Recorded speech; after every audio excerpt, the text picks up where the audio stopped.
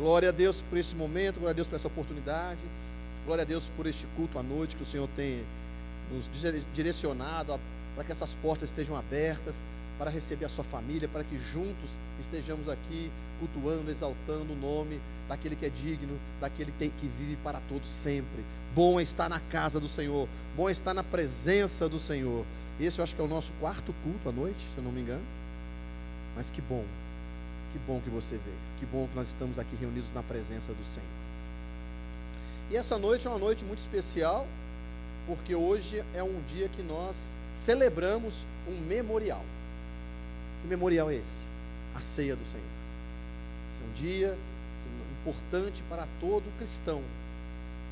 Esse é um dia que nós trazemos a memória de forma mais veemente, olhando, pegando nos elementos que simbolizam o corpo e o sangue de Jesus Cristo.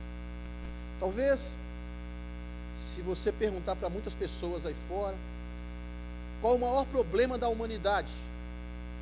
Certamente nós vamos ouvir coisas como desigualdade social, às vezes nós vamos ouvir coisas como saneamento público, segurança, desemprego, saúde. Certamente é o que nós mais ouvimos aí fora pelo mundo. Mas eu quero dizer para você uma coisa: a pior praga que pode ter atingido a humanidade, a pior situação que a humanidade pode ter, é algo chamado pecado. Pecado. E o pecado, nenhuma religião ou qualquer boa ação vai conseguir apagar essa realidade. O pecado não é apenas um ato errado. O pecado não é apenas uma atitude errada. O pecado é uma condição que nos afastou, que afastou o homem da presença de Deus. Desde o jardim do Éden, quando o homem preferiu fazer a sua vontade do que a vontade de Deus, uma distância criada entre Deus e o homem. O brilho da glória divina, que antes iluminava o rosto de Adão, foi substituído pela sombra de culpa e de separação. A Bíblia trata capítulos, temas, textos sobre pecado, mas não é para nos deixar em condenação, mas é para preparar o terreno da graça. Ela nos mostra que todos nós, para isso, a Bíblia claramente em vários textos, e nós vamos ler algum, mas para depois revelar que em Cristo todos nós podemos levantar. Somente em Cristo essa situação, este problema que nós adquirimos, que a humanidade adquiriu, chamado pecado, somente nele nós teremos vitória sobre isso. Em Isaías 59, 1 e 2, vai mostrar a condição de pecado.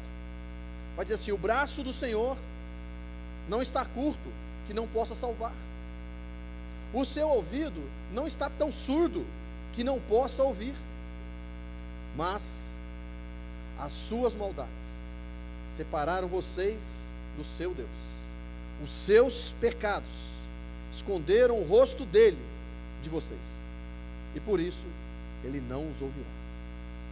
Romanos 3, 23, pois todos pecaram e estão destituídos, afastados, distantes da glória de Deus. Romanos 5,12 vai dizer também: portanto, da mesma forma como o pecado entrou no mundo por um homem. Quem é este homem? Quem é esse homem, gente? Fala comigo, eu não sei pregar sozinho. Adão, diga Adão. Foi isso, o pecado chegou por nós, através de Adão. Então, da mesma forma que o pecado entrou no mundo por um homem, e pelo pecado a morte, assim também a morte veio a todos os homens, porque todos pecaram. Diga todos. Todos pecaram, não teve quem não pecou, não tem quem não carregue isso. João 8,34, respondeu-lhes Jesus: em verdade, duas vezes Jesus está falando isso, o próprio Jesus falando, ou seja, certamente, sem sombra de dúvidas, eu vos digo, que todo aquele que comete pecado, é escravo do pecado. Todo aquele que comete pecado, é escravo do pecado. Romanos 7,14. Sabemos que a lei é espiritual. Eu, contudo, não sou. Eu sou carnal. Pois fui vendido como escravo ao pecado. Essa é a nossa condição. Tiago 1,15. Então, a concupiscência tendo concebido, dá a luz ao pecado. E o pecado sendo consumado, gera a morte. O pecado sendo consumado, gera a morte. E o que é essa morte? O afastamento de Deus, o distanciamento de Deus, a separação de Deus. Hebreus 9:22. E quase todas as coisas, segundo a lei, se purificam com o sangue. E sem derramamento de sangue, não há remissão dos pecados. Então entenda isso. Eu e você. Não importa o que nós façamos ou deixamos de fazer. Não importa como nós pensamos, entendamos, como nós estejamos. O fato é, todos nós somos pecadores. Nenhum de nós tem condição sequer de se salvar. Todos nós somos escravos do pecado, estávamos condenados à morte. Essa é a nossa realidade. Lá em Adão, nós adquirimos este DNA. E a Bíblia nos mostra então claramente que o maior problema da humanidade é o pecado.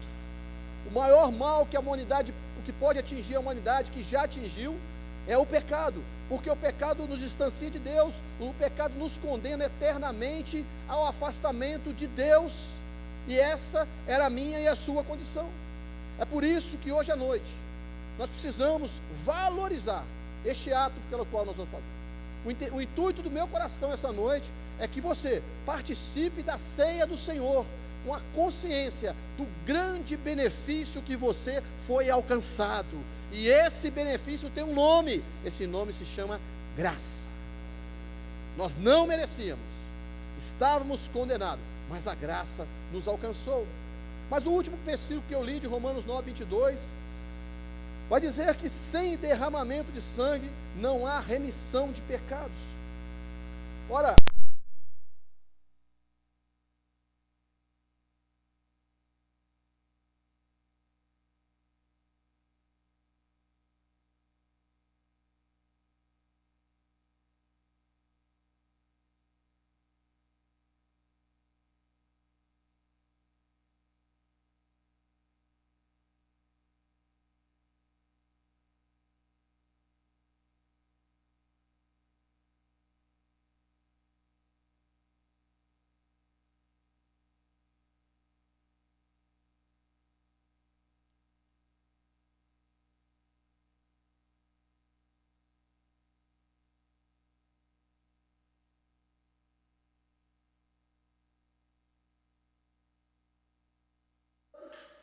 que nós estávamos condenados e que não havíamos nada que nós pudéssemos fazer a respeito disso. Nós nascemos em pecado e estamos condenados eternamente ao distanciamento com Deus. Mas a Bíblia fala que alguém fez uma redenção, nos redimiu. E esse alguém que nos redimiu, ele pagou um preço para a nossa soltura, para a nossa liberdade, para que nós não fôssemos mais escravos. Alguém olhou para nós, imagina um mercado de escravos, isso era muito usado antigamente. Imagina no mercado de escravos, as pessoas enjauladas, e alguém chegasse e falasse assim: qual é o preço dele? Olhasse para você, nessa condição, acorrentado, e perguntasse: qual é o preço? O preço dele é preço de si. Porque ninguém redime ninguém se não for através de si. Estão me entendendo? Diga amém. Então, redenção fala do preço pago. E sem derramamento de sangue, não há remissão de pecados. Então, redenção é o preço que alguém pagou. Mas nós somos remidos também. E remissão fala da libertação concedida. Portanto, redenção é o ato de pagar para libertar alguém que estava em cativeiro. Enquanto a redenção foca no preço pago, A remissão foca no resultado obtido, no perdão, na libertação do devedor. A palavra usada para remissão, no grego, é aphesis, que significa deixar ir embora, cancelar uma dívida. Remissão é o ato do coração de Deus revelando a sua graça. Redenção fala da cruz. Remissão fala da misericórdia. Redenção toca a justiça divina. Remissão revela o amor divino. Redenção é Deus indo ao mercado de escravos e pagando com o próprio sangue. Remissão é Deus abrindo as algemas e dizendo: vá em paz, a sua dívida está paga. Redenção é o ato, remissão é o efeito. Redenção liberta do poder do pecado. A remissão liberta do poder da culpa. Remissão é o ato de restaurar o libertador e colocar novamente a condição de filho, após pagar o preço pelo escravo. Redenção. Ele pega esse escravo, veste ele de roupas novas, dá a ele um novo nome e um novo lar. Remissão. É colocar de volta na posição original. Remissão é transformar a condição daquele que recebeu a redenção e tirá-lo da prisão e colocá-lo à mesa do rei. Isso foi o que Deus fez por você. Ele pagou o preço, redenção. Colocou você de volta como filho. Colocou para você roupas novas. Colocou em você um anel no dedo. Colocou você sandália nos pés. Colocou você sentado numa mesa juntamente com ele. Colocou você em regiões celestiais. Voltou a dar você a condição de herdeiro e co-herdeiro com Cristo Jesus. Pela redenção, nós somos libertos do nosso pecado. Foi pago a nossa dívida, cravada na cruz. E a remissão nos coloca novamente numa posição de filhos. Então eu e você, nós fomos comprados, lavados e remidos pelo precioso sangue de Jesus. Em Colossenses 1, 13 e 14 vai dizer assim: Ele nos libertou do poder das trevas e nos transportou para o reino do teu Filho amado, em quem temos a redenção e a remissão dos nossos pecados. Se você hoje, meu irmão e minha irmã, está diante dessa mesa, é porque alguém pagou o preço para tirar você da escravidão do pecado. Se você tem motivos, levante as suas mãos ao céu e agradeça a Deus pela redenção, pela remissão, pela graça chegou à sua vida. E você dê uma salva de palmas ao Senhor por isso.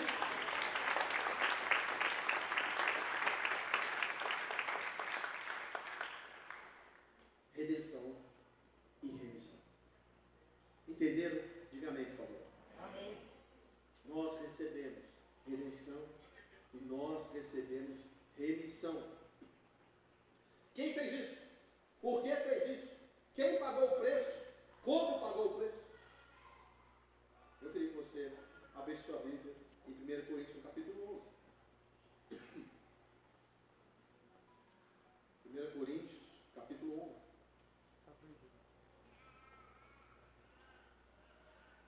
Versículo 23.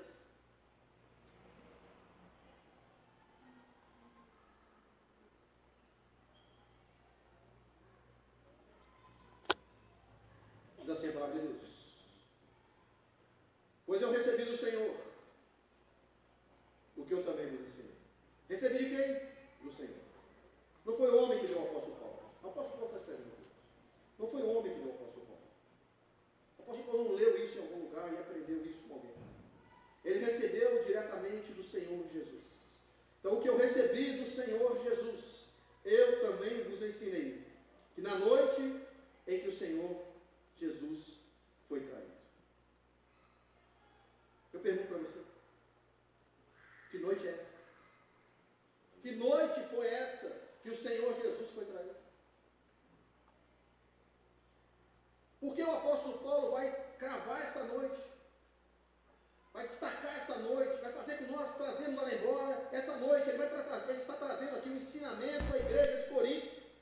E ele vai dizer: na noite em que o Senhor Jesus foi traído. Que noite era essa? Abra sua Bíblia, em Lucas 22. Vamos falar dessa noite um pouquinho.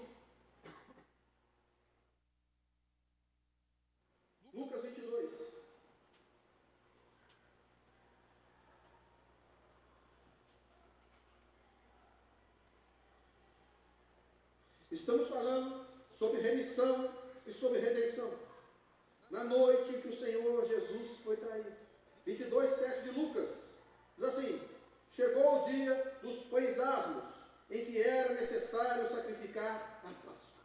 Diga Páscoa. Mais uma vez, Páscoa. Essa é a noite que o Jesus foi traído.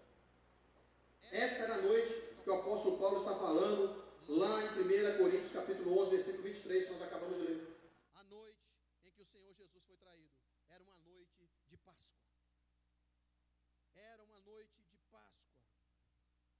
Entenda uma coisa: não tem como nós aprendermos, entendermos sobre remissão e sobre redenção o que é Páscoa. Existem 7 festas judaicas, 3 principais e 4 secundárias. Quantas principais? 3 principais: festa do tabernáculo, festa dos Pentecostes e a festa da Páscoa. Era uma festa importantíssima, que essa festa deu origem em Êxodo no capítulo 12. Quando o povo de Israel estava cativo. Quem era este povo? Como esse povo chegou ali no Egito? Esse povo é um povo descendente de Abraão. Então é que nós falamos muito, você ouve muito, Deus de Abraão, Deus de Isaac, Deus de Jacó. Jacó teve 12 filhos. E esses 12 filhos, um deles era José, que vocês conhecem a história. José foi levado ao Egito. E José ali foi colocado como governador, porque ele interpretou o sonho de Faraó, após ter sido vendido como escravo ao Egito. E nesse sonho de Faraó era o sonho das 7 vagas magras e das 7 facas gordas. Com essa história me diga amém, por favor. Então vou resumir. Então, quando José é colocado como governador, a família de José vem para o Egito. Os seus 11 irmãos vêm para o Egito. E ali eles crescem, se multiplicam. E a Bíblia diz que Deus abençoava aquele povo ia prosperando cada vez mais. Só que José morreu. O faraó que colocou José no governo morreu. E aquele povo continuou ali numa cidade chamada Gósen, que era uns deltas do Nilo, ou seja, um braço do rio Nilo. Um local a qual foi instituído que aquele povo ficasse quando José ainda era governador. E este povo cresceu, se multiplicou e virou muita gente. Quando esse povo está, é cerca de 60 mil homens, fora mulheres e crianças, ou seja, perto de 3 milhões de pessoas.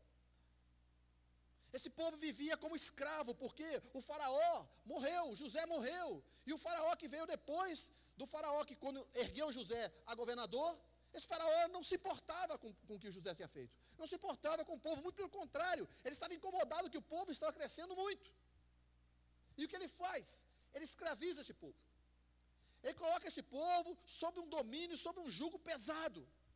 Entenda aqui que o Egito simboliza o mundo. Faraó simboliza o diabo, Satanás. Então, o povo de Deus está sendo escravizado debaixo do domínio de Faraó, vivendo no Egito. Me entenderam até aí? Diga amém. Deus levanta um homem chamado Moisés, depois de 400 anos. Deus levanta um homem chamado Moisés. Este homem é levantado por Deus para tirar este povo do Egito, o povo da herança, o povo da promessa. E aquele povo vivia em pecado, estava debaixo do jugo do faraó. Não conhecia Deus, não se relacionava com Deus, não tinha uma vida de comunhão com Deus, mas clamaram a Deus. Deus ouviu, envia Moisés. Deus manda as 10 pragas. E na última praga, a Bíblia nos diz que Deus, antes de mandar a última praga, Deus fala para este povo: olha, eu vou estabelecer uma festa, que a partir de hoje, vocês nunca vão esquecer, que é a festa da Páscoa. E ali foi estabelecido por Deus a festa da Páscoa. A Páscoa foi instituída por próprio Deus. O que é que Deus determinou? A Páscoa ia marcar a libertação daquele povo do Egito. A Páscoa ia marcar a liberdade daquele povo da escravidão. Mas, para que esse povo fosse liberto, para que esse povo saísse da escravidão, um cordeiro deveria morrer. dentro da cerimônia da Páscoa, um cordeiro tinha que morrer. E ele tinha que ser um macho, da idade de 1 ano, e não ter mácula, defeitos. Ele tinha que ser perfeito. Esse é o primeiro momento que Deus determina que um cordeiro fosse morto pelo pecado de alguém. É a primeira vez que Deus ordena claramente o sacrifício do cordeiro. O propósito era livrar o povo da morte, do anjo destruidor que passaria. O cordeiro morreria no lugar do filho primogênito dos hebreus. E marca a redenção de Israel da escravidão do Egito. Entenda isso. O anjo da morte ia passar, a última praga. E Deus fala: olha, hoje vocês vão estabelecer uma festa chamada Páscoa. Em hebraico, Pessar, que é passar por cima. O anjo virá, a última praga virá. E para que vocês não morram com o pecado, como todos os primogênitos do Egito morrerão, um cordeiro vai precisar morrer no lugar de vocês. Esse cordeiro tinha que ser puro, sem manchas, sem mácula, sem defeito. Não podia ter machucado, não podia ser cego de um olho, não podia ter uma orelha faltando um pedacinho, não podia ter nenhuma ferida no corpo, não podia ter nem manchas na sua pele, na sua lã. Tinha que ser perfeito. Entenda isso, meu irmão, que isso é muito importante. Antes que o pai de família sacrificasse aquele cordeiro, ele antes examinava o cordeiro, porque ele tinha que ser perfeito. Eu pergunto para você, quem era examinado? Era o cordeiro que seria o substituto pelo pecado, pelo pecador, ou pelo pecado do pecador, ou era o pecador? Fala comigo, gente, quem era examinado? O cordeiro. Então a salvação, para que ninguém morresse naquela noite, não se baseava no pecado, ou naquele que era impuro e sem mácula. Se baseava em quê? No pecador, ou naquele que era impuro e sem mácula? Se baseava no cordeiro. A salvação não estava atrelada a ninguém, a não ser o cordeiro. Ele era examinado. Sendo assim, a libertação do povo não dependia do que eles fizessem de bom ou de errado, mas dependia do sacrifício de um cordeiro puro e sem manchas. É sobre o cordeiro de Deus, Jesus Cristo, o justo. É disso que se trata, não é sobre o pecado. O seu pecado te leva para o inferno, sim, mas para ser liberto e para ir para o céu, você não precisa, não tem nada que eu faça, não precisa de eu confirmar minha bondade diante de Deus, não tem a ver comigo, não tem a ver com você. A maioria das pessoas tem grande dificuldade de entender o que é graça. Entenda, meu irmão, para que aquele povo não morresse aquela noite, com o anjo destruidor passando, um cordeiro teria que morrer no lugar. A referência do exame não estava em quem ia ser liberto, o exame estava em quem ia ser sacrificado. Era ele que tinha que ser puro. Não importava o que o povo tinha feito durante o dia, não importa os pecados que tinha cometido, o exame não estava na pessoa, o exame estava naquele que ia morrer pela pessoa. Então é isso, é sobre o cordeiro, é sobre aquele que vai tomar o meu lugar. Não preciso confirmar nada diante de Deus, porque eu não tenho nada para entregar para Deus. Não preciso fazer nada. E a maioria das pessoas tem uma grande preocupação com isso, de entender o que é graça. Olha, meu irmão, entenda uma coisa. Se você orar muito, Deus não vai te amar mais por isso. Se você orar pouco, Deus não vai te amar menos por isso. Se você ler 10 capítulos da Bíblia, você não vai impressionar Deus por dia, você não vai impressionar Deus.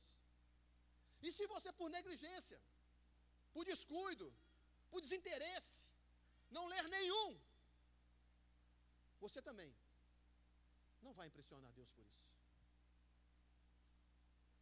Você não decepciona Deus. Não tem nada que eu e você possamos fazer para nos tornar justos diante de Deus. O que Deus fez, o que fez Deus acolher você, receber você, não veio de você, veio do Filho dele. Deus só nos aceita porque quando Ele olha para nós, Ele vê o sangue de Jesus Cristo, o Cordeiro imaculado, sem mancha, sem pecados, sobre a nossa vida, o sangue dele sobre nós, a imagem dele estampada em nós, porque não é você que é examinado para ser salvo, meu irmão. Quem é examinado é quem morreu no seu lugar. Jesus foi examinado, ele não tem pecado, ele assumiu a sua culpa, ele morreu no seu lugar. Então o que eu faço para ser liberto, se eu sou escravo do pecado? Eu aceito o sacrifício do Cordeiro Santo, do Cordeiro Justo, que morreu no meu lugar, porque não sou eu que sou examinado para ser salvo, eu já fui condenado. Quem é examinado para a minha salvação é o meu Salvador, é o meu substituto, quem tomou o meu lugar, a minha culpa. Entenderam? Diga amém. Então é isso é graça. Alguém sem manchas, sem mácula, sem pecado, morreu por aquele que já estava condenado. A Páscoa dos hebreus, ela foi instituída, um cordeirinho, para que o povo fosse liberto, um cordeirinho, morrendo por aqueles que estavam ali na escravidão. E no Êxodo 12, 21, vai dizer: então Moisés convocou todas as autoridades de Israel e lhe disse: escolham um cordeiro para cada família e sacrifiquem-no para celebrar a Páscoa. Diga Páscoa. Então é isso que estava acontecendo. É isso que estava acontecendo. E eu vou resumir aqui. O cordeiro escolhido dentro dessas condições que eu falei, macho de 1 ano, sem mácula, sem manchas, ele era sacrificado e o sangue dele tinha que ser aspergido nas portas e o povo tinha que ficar dentro. E à meia-noite, quando o anjo passou, não levou nenhum daqueles que estavam dentro daquela casa. Passou por cima, e todos os lugares em que não havia o sangue do cordeiro, em que um animal sem mancha, sem mácula, não morreu pela vida daquela família, não deu a vida pela vida daquela família, ali foi cefado todos os primogênitos do Egito. Versículo 24, vai dizer assim: obedeçam essas instruções, como decreto perpétuo para vocês e para os seus descendentes. Diga decreto perpétuo. A Páscoa foi instaurada neste momento, mas ela tinha uma ordem, ela tinha que ter um decreto perpétuo. Versículo 25, quando entrarem na terra que o Senhor prometeu lhes dar. Entenda que o povo aqui estava escravo no Egito, Deus tinha uma promessa de levá-los à terra prometida, e ele está falando: quando vocês entrarem nessa terra, celebrem essa cerimônia. Qual o nome dessa cerimônia? Páscoa. Então seus filhos vão lhe perguntar: o que significa essa cerimônia? Responder-lhes, vocês vão responder-lhes: é o sacrifício da Páscoa, ao qual o Senhor, que passou sobre as casas dos israelitas no Egito e poupou as nossas casas, quando matou os egípcios. Então o povo curvou e adorou. Então a Páscoa é um decreto perpétuo para que o povo judeu lembrasse desse grande livramento que Deus havia dado. Isso é remissão, isso é redenção. Um cordeirinho pagou pela vida daqueles que foram salvos e libertou eles do Egito. E nessa Páscoa estabeleceu-se ali uma nova data, um novo ano. A Páscoa é comemorado o ano novo dos hebreus. No calendário hebraico, no calendário judaico, Páscoa é ano novo. Nós estamos no calendário greco e romano, mas dessa data instituiu-se um ano novo. Foi um mês, um momento marcante para este povo. E este povo comemora, o povo hebreu comemora esta data no mês de Habib, que é o final de março, começo de abril. Por isso o calendário judeu ele não é como o nosso. Nós estamos no calendário greco-romano. Nosso ano novo é da virada de 31 para 1º de janeiro. O ano novo do judeu é por causa dessa Páscoa aqui. É por causa deste momento importante aqui para eles, pela qual eles comemoram no final de março e começo de abril. João 6,4 vai dizer o quê? Põe para mim aí na tela. Vamos ler tudo junto. E a Páscoa é a festa dos judeus. Estava próximo. A Páscoa é a festa de quem? Então, a Páscoa é uma festa destinada ao povo judeus. Talvez alguém me pergunte, que tem isso a ver então com o cristianismo? Quer dizer que a gente não deve comemorar a Páscoa? Essa aí não. Essa Páscoa você não deve comemorar. A não ser que existe aqui entre nós algum judeu. Se você for judeu, você deve comemorar. Mas se você não for judeu, essa Páscoa aí você não deve comemorar. Mas aí, 1500 anos se passaram. E lá vem Jesus ressignificar essa Páscoa aí. Como judeu, onde nós lemos aqui em Lucas 22, nós lemos que na noite que Jesus foi traído, era noite de? Vocês estão aqui, gente? Era noite de? Fala comigo. Noite de Páscoa. Esta noite, Jesus estava comemorando a Páscoa porque ele era um judeu. Jesus tinha 33 anos. Então Jesus estava comemorando pela 33ª vez a Páscoa dos judeus, comemorando este momento estabelecido por Deus lá em Êxodo 12. Esse momento da liberdade, esse momento do povo tirar da escravidão, esse momento que um cordeiro sem mácula, sem mancha, sem mácula, foi sacrificado para que o anjo da morte não levasse nenhum dos israelitas. Jesus está aqui, nessa noite, comemorando esta Páscoa. É a última Páscoa de Jesus. Naquela noite, Jesus vai ser crucificado, traído, e no dia seguinte Jesus vai ser crucificado. Então naquela noite, noite da Páscoa, lembre-se que a Páscoa, ela está ligada a uma festa chamada Pães Asmos.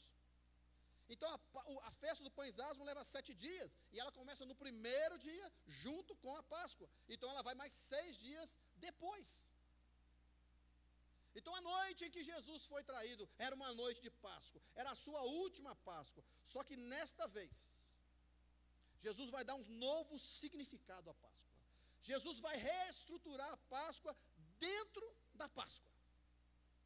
E Jesus começa a fazer isso no Evangelho de João. Todos os evangelhos relatam este momento. No Evangelho de João, Jesus vai trazer os ensinamentos, porque era a última Páscoa que ele ia passar. Era a última Páscoa que ele estava com seus discípulos, e então ele tinha que ressignificar essa Páscoa. Então em João, do 13 ao 17, Jesus vai instruir, vai fazer o ressignificamento da Páscoa para os seus discípulos. Ele está dizendo, até hoje a Páscoa era uma festa judaica, mas a partir de hoje, esta festa não será só para os judeus, será para toda a gente, de tribo, toda a gente, tribo, raça, língua e nação. Porque Jesus não veio só para os judeus, ele veio para os gregos, ele veio para os romanos, eu vim para o continente asiático, eu vim para o continente europeu. Jesus está dizendo, eu vim também para o continente africano, eu vim para a Oceania. Jesus veio para as Américas, Jesus veio para a América do Norte, Jesus veio para a América do Sul, Jesus veio para o Brasil, e ele veio para nós. Jesus está dizendo, porque eu sou o Cordeiro, que não morreu apenas por Israel, mas por todo mundo. Jesus está na mesa com os 12, e ele pega o pão, e no partir do pão ele faz algo que ele nunca fez. Entenda que quando Jesus, em Lucas 22, ele pede para os seus discípulos preparar a mesa, se você ler todo o capítulo você vai entender, os discípulos sabiam muito bem como fazer. Nessa ocasião de Lucas 22 foi Pedro e João, foi preparar, e sabia muito bem que tinha que ter o cordeiro, como tinha que ser o cordeiro. Ele sabia que tinha que ter os pães asmos, ele sabia que tinha que ter as ervas amargas, ele sabia que tinha que ter o vinho, ele sabia de tudo que precisava para festejar a Páscoa, para comemorar a Páscoa, para lembrar do que Deus tinha feito há 1500 anos atrás. Só que Jesus vai ressignificar essa Páscoa e ele faz algo que ele nunca fez. Quando ele pega aquele pão e ele parte, ele vai dizer: esse é o meu corpo. Eu acho que os discípulos olharam assim e falaram: este é o meu corpo, que é partido por vós. E ele vai pegar o cálice, o vinho, e vai dizer assim: ó, este aqui é o meu sangue, que é derramado por vós. Escutem isso: a partir de hoje, essa é a nova aliança no meu sangue. Os discípulos não entendiam muito bem, mas Jesus sabia muito bem que daqui a algumas horas, ele estaria crucificado como o Cordeiro de Deus, para tirar o pecado não só dos judeus, mas de toda a humanidade. É isso que Jesus está fazendo, essa é a nova aliança. Vou dar a partir de hoje um sentido novo para a Páscoa. Vou introduzir a ceia, vou preparar vocês para a vinda do Espírito Santo, o Consolador. A partir de hoje, a Páscoa dos judeus será a ceia dos cristãos. É isso que Jesus está dizendo. Será um memorial. A partir de hoje, a Páscoa é estar à mesa e ceiar comigo. É isso que Jesus está dizendo. Quando Jesus termina de ressignificar essa Páscoa, de dar as instruções, quando Jesus termina ali, esse cerimonial de ressignificar a Páscoa, dizendo: olha, tem uma nova aliança a partir de hoje. A partir de hoje, não vai fazer esse memorial lembrando lá do Egito, da saída do Egito. Não, você vai fazer isso toda vez em memória de mim.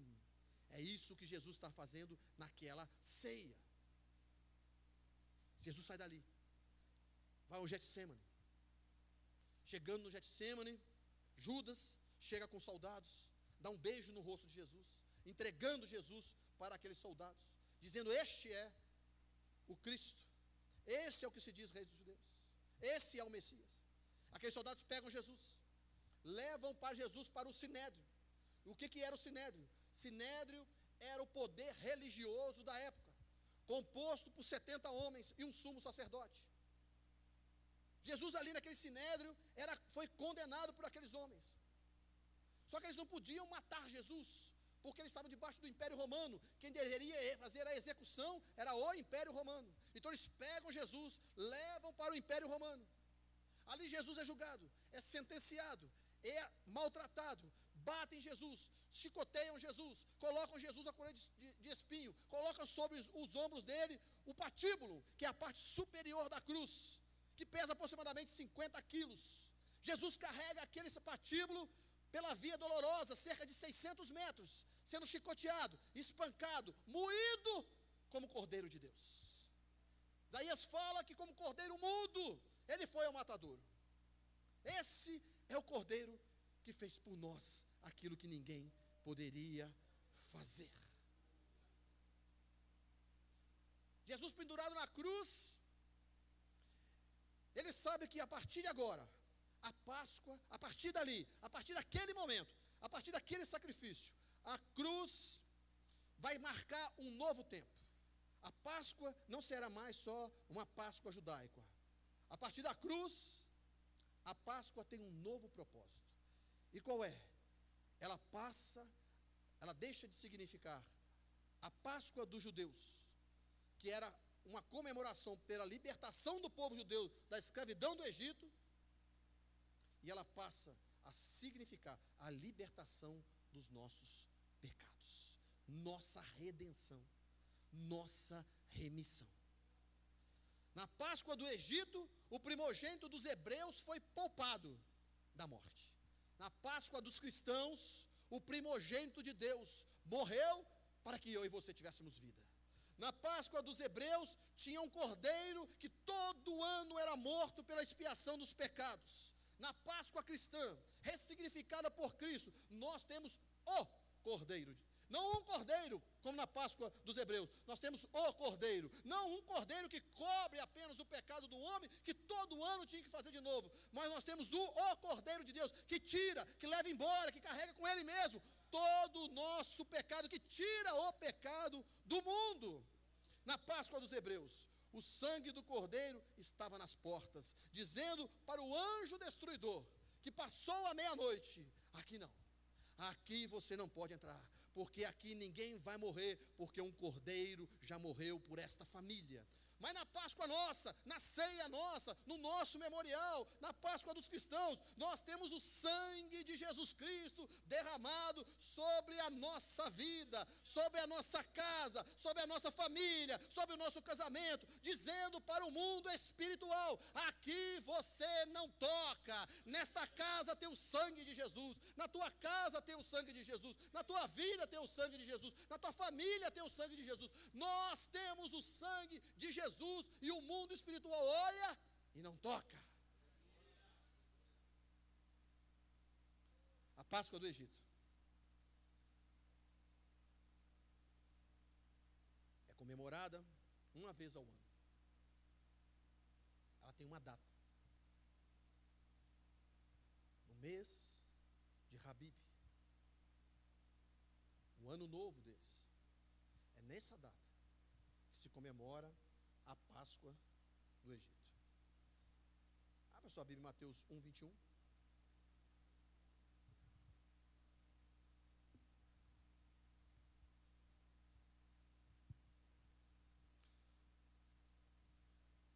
Mateus 21, o anjo parece a José, quando Maria estava grávida. E o anjo fala para José: ela dará à luz a um filho, e você deverá dar-lhe o nome de Jesus, porque ele salvará o seu povo dos seus pecados. Ele salvará. Páscoa é libertação. Se Páscoa é redenção, se Páscoa é libertação, e se Páscoa é salvação, e o anjo fala que o Jesus é aquele que vai salvar o povo dos seus pecados, então Páscoa não é uma data, Páscoa é uma pessoa. A Páscoa cristã foi instituída como ceia. Aqui na nossa igreja, nós comemoramos todos os meses, porque nós cumprimos essa ordenança. Façam isso. Façam isso, em memória de mim. Escuta, meu irmão, a nossa Páscoa não é coelho. A nossa Páscoa não é chocolate. A nossa Páscoa não é bacalhau. A nossa Páscoa é um memorial pelaquele que morreu por nós na cruz do Calvário. Presta atenção, porque eu vou terminar aqui. Por mais que a Páscoa tenha sido ressignificada, ela continua sendo livramento. Diga livramento. É isso que significa a Páscoa. Jesus ressignificou. Jesus estendeu a Páscoa, mudou para ceia. Ao invés de ser anual, ela é todas as vezes que nós comermos em memória dele. Porque o livramento para nós, ele não veio uma vez somente. O livramento para nós, ele vem todos os dias. Nós temos o sangue aspergido sobre nós, não uma vez ao ano. Nós temos o sangue de Cristo sobre nós todos os dia, a nossa casa tem o sangue todo dia, nós temos o sangue sobre a nossa vida todo o tempo, então nós temos livramento em todo o tempo. Jesus ressignifica a Páscoa, mas o livramento permanece inabalável. Em Atos 12, 1 vai dizer assim, 1 em diante vai dizer assim: era naquele mesmo tempo, o rei Herodes estendeu a mão sobre alguns da igreja para os maltratar. Matou a espada Tiago, irmão de João. E vendo que isso agradara aos judeus, continuou mandando prender também a Pedro. E era o dia dos pães asmos. E havendo prendido, o encerrou na prisão, entregando-o a 4 quaternos de soldados, 16 soldados, para que os guardassem, querendo apresentá-lo ao povo depois da Páscoa. Pedro foi preso, aprisionado na Páscoa. Herodes queria matá-lo. Já tinha matado a Tiago anteriormente. E agora ele queria matar a Pedro. Jesus já havia sido ressurreto ao céu. Depois da Páscoa, nessa época, na crucificação, Jesus foi morto naquela tarde de sexta-feira. Jesus ficou na cruz das 9 da manhã às 3 da tarde. A Páscoa era na quinta noite. A noite que Jesus foi traído foi uma quinta noite. Jesus foi julgado na sexta de manhã, condenado e crucificado às 9 da manhã.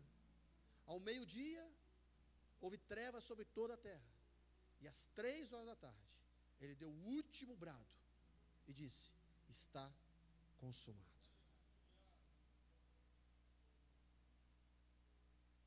Passaram, Jesus ressuscita ao terceiro dia, no domingo pela manhã.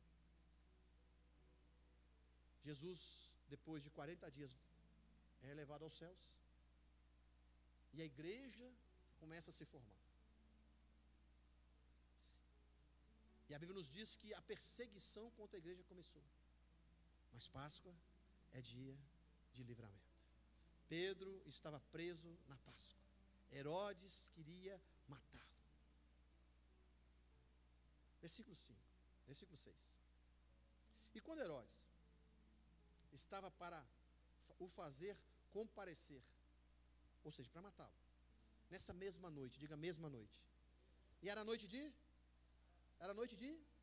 Páscoa. Nessa mesma noite estava Pedro dormindo entre dois soldados, ligado com duas cadeias, e os guardas diante da porta guardavam a prisão. Entenda isso. Pedro estava cercado por 16 homens, 2 acorrentados com ele, 14 do lado de fora da porta, de diante dele, guardando ele. E a Bíblia nos diz no versículo 7: eis que sobreveio o anjo do Senhor, e resplandeceu uma luz naquela prisão, e tocando a Pedro ao lado, despertou, dizendo: levanta-te depressa. E caíram-lhe das mãos as cadeias. E disse-lhe o anjo: cinge-te e ata as tuas sandálias. E ele o fez assim. Disse-lhe mais: lança nas tuas costas a tua capa e segue-me. E saindo seguia, e não sabia que era real o que estava sendo feito pelo anjo, mas cuidava que via alguma visão. E quando passaram a primeira porta e a segunda guarda, chegaram à porta de ferro que dá para a cidade, ao qual se lhe abriu por si mesma. E tendo saído, percorreram uma rua, e logo o anjo se apartou dele. E Pedro, tornando a si, disse: agora sei que verdadeiramente que o Senhor enviou o seu anjo e me livrou da mão de Herodes e de tudo que o povo dos judeus esperava. E o que o povo dos judeus esperava? A morte de Pedro. A morte de Pedro estava na agenda de Herodes. A morte de Pedro estava na agenda daquele povo. Só que tem uma coisa: mas não estava na agenda de Deus. Vai viver, porque eu vou dar livramento, porque Páscoa é dia de livramento. Na antiga Páscoa, ali o anjo da morte desceu. Na nova aliança, na nova Páscoa ressignificada, o anjo que desceu foi o anjo que foi trazer libertamento. O anjo do livramento que desceu, tocou Pedro, caíram as algemas e disse: põe a roupa, meu irmão, calça a calça, vamos embora daqui, porque hoje é Páscoa, hoje é dia de livramento, hoje não vai morrer.